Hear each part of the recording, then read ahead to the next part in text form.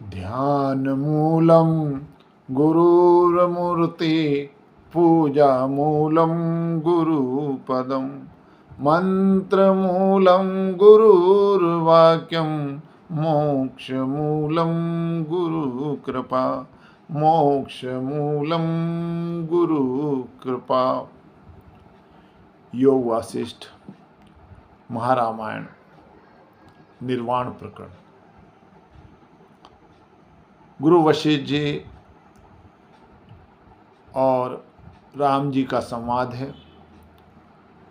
गुरु वशिष्ठ जी राम जी से कहते हैं कि हे राम, जो ये सब कुछ प्रपंच तुमको दिखाई देता है वो सब केवल एक आत्म रूप है।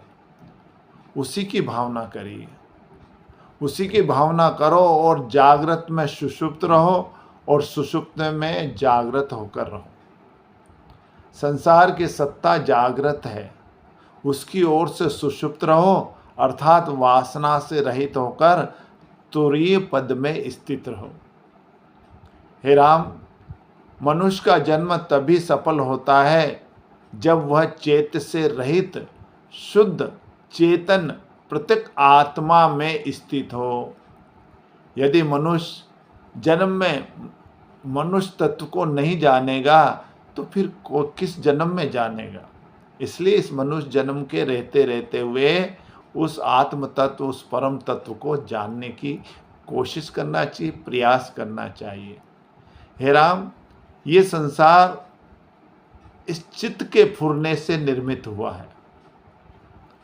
ये जो संसार है, जगत, प्रपंच जगत है, ये चित्त के फुरने से निर्मित हुआ है। जब चित्त संसरण से रहित हो तब केवल केवली भाव स्वरूप भासित हो।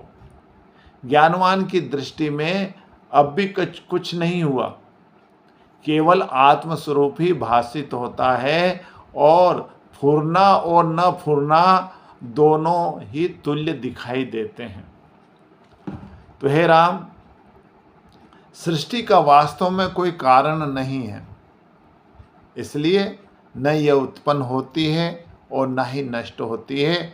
हे राम, जैसा कारण होता है वैसा ही कार्य उत्पन्न होता है, परंतु जब सृष्टि का कारण ही कल्पित है, मिथ्या है, तब उससे होने वाला सृष्टि रूप कार्य भी कल्पित और मिथ्या ही सिद्ध होते हैं। जैसे प्रशांत महासागर के भीतर लहर और भंवर और आदि उससे अभिन्न रूप में ही स्थित है, उसी प्रकार क्षोभ रहित परब्रह्म में जगत और चित्त आदि स्थित है, जो इस ब्रह्म से भिन्न नहीं है। जैसे अपने भीतर अनेक बर्तनों को रखने वाला मिट्टी का जो लोंदा है वो एक रूप से ही स्थित रहता है, उसी प्रकार अपने उदर में अनेक ब्रह्मांड को धारण करने वाला सर्वात्मा निर्मल ब्रह्म भी एक ही है। बोलिए श्री सद्गुरुदेव भगवान की जय। हरिओम तत्सत, हरिओम तत्सत, हरिओम तत्सत।